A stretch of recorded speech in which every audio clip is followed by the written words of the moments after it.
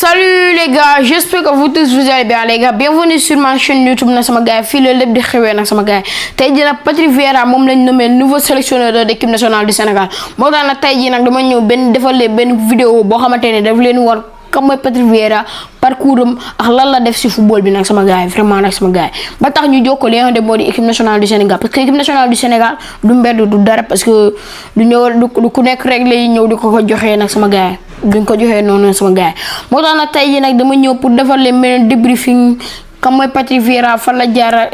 tous nag sama gars yi moo tax dama leen di ñaan ngeen abonné di partager di liker lu ngeen ma mën a soutenir nag à chaque fois ma leen di defal vidéo si li nga xamante moo di sama chaîne YouTube nag sama gars yi vraiment parce que lépp fii lay xewee nag sama gars yi kon nag di leen abonné di partager di liker di gaaw lu ngeen ma mën a soutenir nag à chaque fois ma leen defal vidéo te ngeen taal seen cloche de notification parce que vidéo bu duggee rek nga bokk si ñi koy njëkk a gis te ngeen commentaire lu la neex mais bul wax lu ñaaw quoi vraiment nag sama gars yi commentaire lu la neex décision fédération bi tous commentaire lu la neex nag sama gars yi waaw bu leen fàtte abonné yi nag sama gars yi Patrick Vieira nag sama gars yi nekkoon international français parce que équipe nationale France de football mais soo c'était information nee nañ Sénégal la juddoo nag sama gars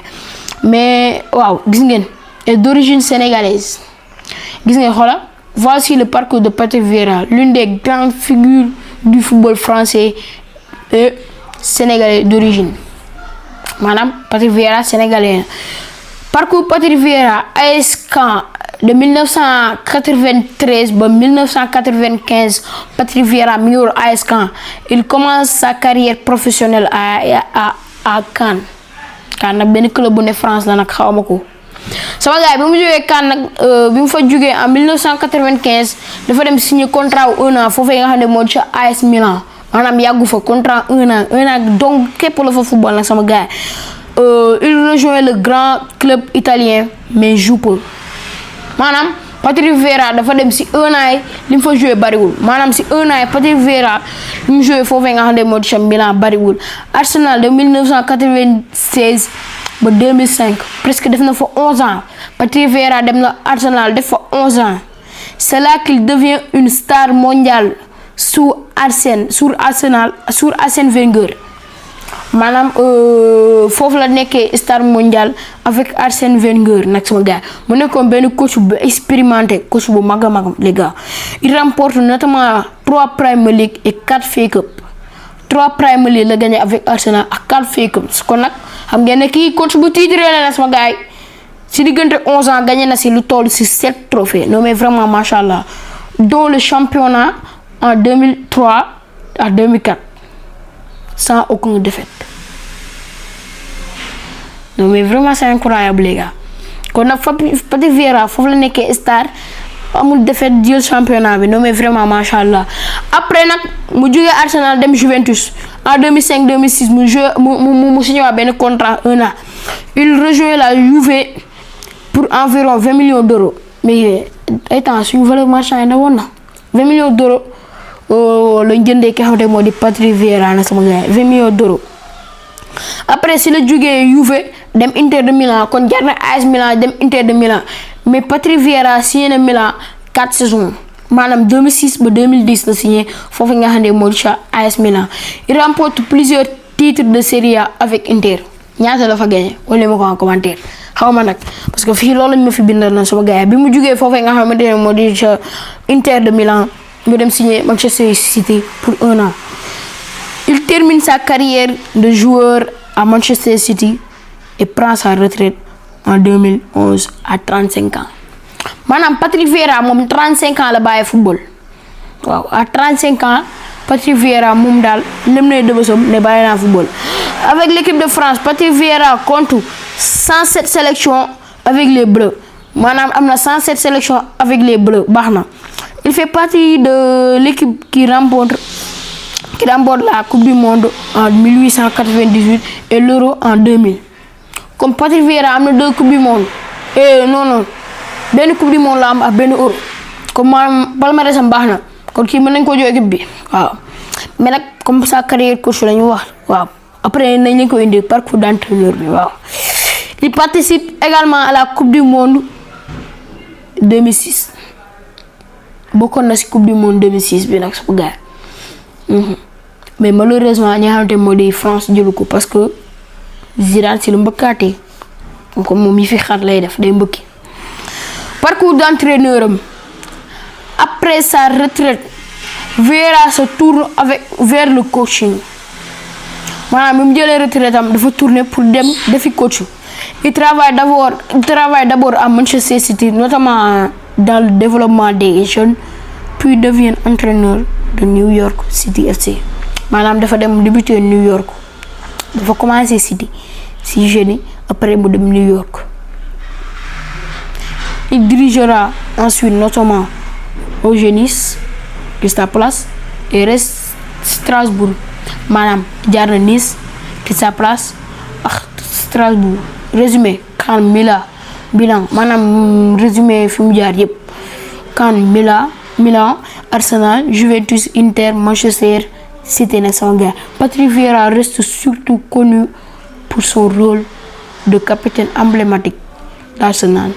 et un cadre de l'équipe nationale de la France en 1898 et en 2000.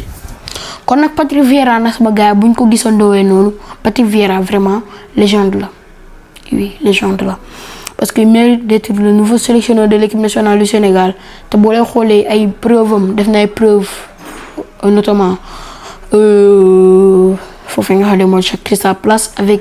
des joueurs comme Michael Olise, Eberechi Eze, Jean-Philippe Mateta, etc. Kon nag Patrick Vieira il mérite d'être le nouveau sélectionneur de l'équipe nationale du Sénégal. Maintenant Patrick Vieira ñëw nga ci dëkk boo xamante ne man du ma la ko présenté man mii nii man booy bii du ma la présenté dëkk bi xam nga supporters yi ni ñu doxalee xam nga booy gars yi ni ñu doxalee quoi waaw mi ngoogu yow moom kenn du la wax ñëw rek def say preuve nag vraiment loolu lañ soxla coach boo xamante ne dafay def ay preuve à l'équipe nationale du Sénégal waaw loolu la nag sama gars yi léegi nag dañuy passer ci li nga xamante moo di communiqué de la Fédération du Sénégal. La Fédération sénégalaise de football professionnel porte à la connaissance du public, de la presse et de l'ensemble des acteurs du football que son comité d'urgence s'est réuni en session extraordinaire par visioconférence. Ce lundi 17 août 2026 à 15h. Cette séance a enregistré la participation de l'ensemble des membres statutaires du comité à l'exception de monsieur Cheikh Ahmed Tidiane Seck, sixième vice-président, dont l'absence était dûment accusé. À l'issue des délibérations, le comité d'urgence a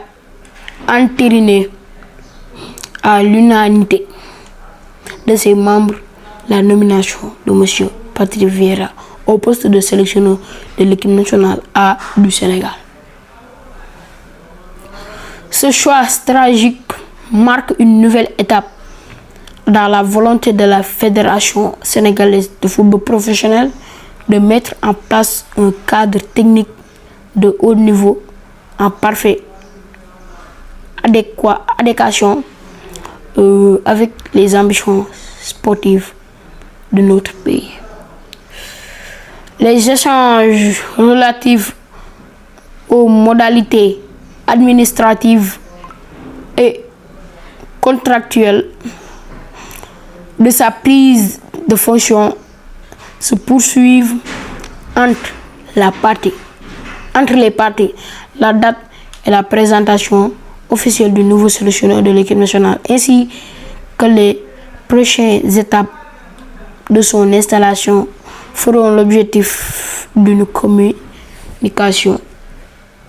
ultérieure. sama gars yi ñoo ko déggandoo nag sama gars yi fédération bi nag maanaam officialisé na lépp dugal na benn communiqué di wax que ne xamante moo di Patrick Vieira moo doon le nouveau sélectionneur de l'équipe nationale du Sénégal. Maintenant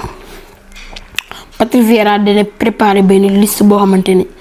ci lañ war a jouer qualification 4. sama gars yi looloo nekkoon information du jour te ngeen abonné di partager di liker loolu ngeen ma mën a soutenir mooy comme li ma leen di wax ci début vidéo bi rek gars yi vidéo daa métti trop nekk ci montage et tout dañuy joxe ay information di reyante waaw faut mieux ngeen abonné ngeen partager di liker quoi merci.